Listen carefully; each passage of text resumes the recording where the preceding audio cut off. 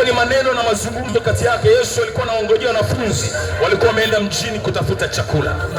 Walipokuwa wamemwendea, wameenda kutafuta chakula, Yesu Kristo, kusoma ile Yohana sura ya 4. Mungu akubariki. Alivyoenda Yesu anawaambia maneno yafuatayo. Anamwambia mwanamke, nataka unionyeshe mume wako ni yupi, kwa sababu kwanza Yesu alikuwa Myahudi na yule mwanamke alikuwa ni Msamaria. Na Wayahudi na Wasamaria kiuhalisia walikuwa wachangamani. Ni makabila ambayo yalikuwa yana tofauti, ni makabila ambayo alikuwa Wayahudi walikuwa wanahesabika kwa sababu ni watu waliopewa neema ya kumpokea Masihi. Haikuwa hivyo. Kwa hiyo maneno ambayo yaliendelea pale, mwanamke akijumwamini Yesu akajua yule ndio Masihi aliyetabiriwa katika vitabu. Na alipotambua Yesu ni Masihi, Yesu akamwambia mwanamke, ninyi wa Samaria mnaabudu msichokijua, lakini sisi Wayahudi tunakiabudu tukijuacho. Wayahudi tunaabudu tukijuacho. Akasema Mungu anawatafuta watu kama hao, kwa maana Mungu ni roho, na hao wamwabudu yeye imewapasa kumwabudu katika roho na kweli. Mungu ni roho, kwa sababu Mungu ni roho, wao wanamwabudu yeye imepaswa kumwabudu katika roho na kweli.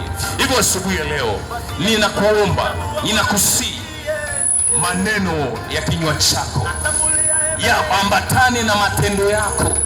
Nataka kuambia sisi wanadamu, siku zetu hapa chini ya jua zinahesabika. Aidha unafanya kazi nzuri, aidha unakaa kwenye jengo zuri, aidha una mke mzuri, una watoto wazuri, una maisha mazuri, lakini nataka kukuambia siku zetu zinahesabika. Na leo sitaki kukuambia maneno mengi kwa habari ya kama ya jana ya siku zetu, lakini nataka kukueleza jambo moja. Ibada ndicho ambacho Mungu alituumba tukifanya. Ndugu zangu, ibada inatoka moyoni. Mungu anataka tuwe watu wa ibada. Ukiamka asubuhi ibada, ukitembea mchana ibada, jioni ibada. Ibada, mtu wa ibada anakuwa na maisha tofauti. Hivyo ninatamani sana ufahamu ya kwamba hata hivyo unasafiri lazima uone umefanya ibada. Lakini mimi nasimama katika majira haya na wakati huu nikisema kwa ajili yako, Mungu atembee na wewe kwenye hilo basi unaloenda. Safari yako ikawe salama msafiri, kwa sababu ibada inaleta uwepo wa Mungu. Mungu anakaa kwenye ibada. Na ndio maana majira ya Yesu Kristo alipokuwa hapa duniani, ile miaka mitatu alikuwa ni mtu wa ibada. 75% ya maisha yake alikuwa ni mtu wa maombi. Kwa nini? Ibada ilikuwa inamuunganisha na Mungu. Hamna mahali pengine tunakutana na Mungu kama si kwenye ibada. Kwa hiyo mtu anapokuwa mtu wa ibada, anaruhusu uwepo wa Mungu utembee na yeye. Hofu ya Mungu itakuwa na yeye. Hataweza kufanya mambo kama anavyotaka. Atakuwa na utaratibu, ataishi kwa utaratibu, atawaheshimu wengine, hatadhulumu wengine, hatawatamani wake watu wengine, kwa maana Mungu yuko na yeye. Ibada ni ya muhimu. Nami ninakupenda sana wewe mtu wa hapa Magufuli Bus Terminal. Ikiwa ni mtenda kazi, ninataka nikuambie jambo moja. Mungu anataka ibada yako. Mungu anataka ibada. Na ibada inakamilishwa na mambo matatu. Ibada inakamilishwa na mambo matatu.